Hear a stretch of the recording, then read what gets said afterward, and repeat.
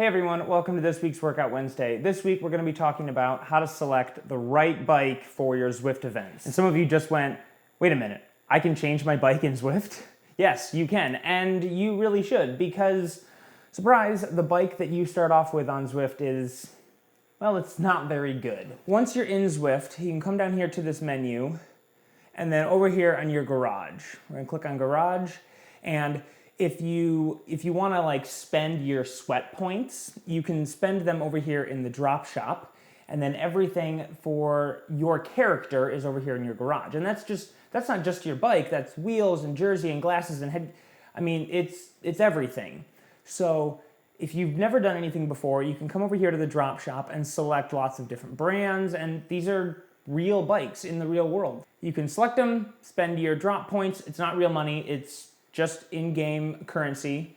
And then over here on your garage, you have your frames, so you can switch between, here's a Pinarello that I have, a Canyon, Cervelo, here's my felt, all different kinds of bikes, and then my wheels, I can switch different wheels as I want. But then the question is, well, which bike should I ride, and does it matter? Yes, yes it does. It actually matters a lot. So I have a Zwift race to do, but once I'm done with the race, I will show you how to decide which bike and wheel combination is going to be best for your Zwift event. Okay, I better start warming up. Wish me luck. Eric didn't check the Zwift Power ranking for this race, and thus didn't realize this was the most competitively ranked race he had ever been a part of. His power meter briefly cut out at the start, so he had to burn a lot of matches to catch back up. He managed to hang on for the first two climbs, but got shelled out the back of the third on just the first lap. He ended up finishing 50th overall, and was so crushed that for the rest of the day, he just laid on the floor. The remainder of this video will have to wait until tomorrow.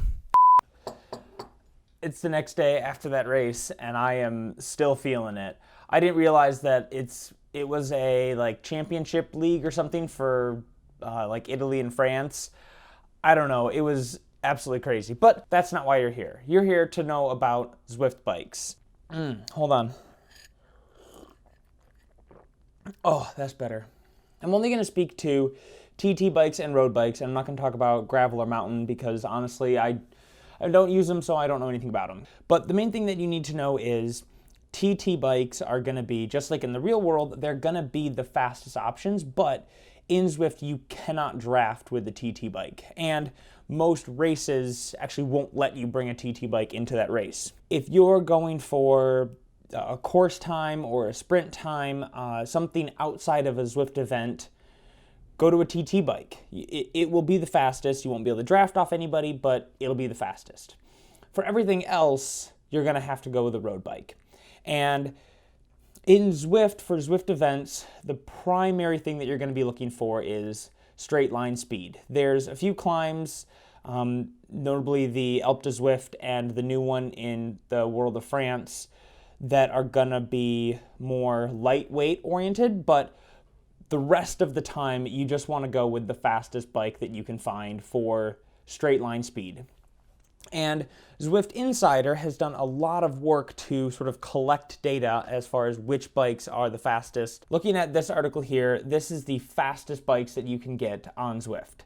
And the first one being the S-Works Venge, then the Felt AR, Cervelo S5, and you can just go down the list as you look for one that's available to you. Over on this other website, again, I'll link it down below, it gives all of the bike frames that are available to you in Zwift. And we can see, again, here's that S-Works coming in at 3,078 seconds for their test, and then all the way down to the Zwift Carbon, which is what you start with, at 3,095 seconds. See, I told you it's not very good. So you can pick which one. You can just start at the top and just go down the list based off of your level, looking for one that's available to you. Next, we got to look at wheels, and again, you generally just want to go with the most aerodynamic setup you can, unless you're doing one of those really big climbs. And we see the Zip Super 9, but you have to be level 45 to get that, so I'm going to assume most people don't have that. Then going to a disc, then the Zip 858, NV 7.8, and again, just going down the list to see which ones are available to you, and just pick the fastest one that's available to you. And that's it.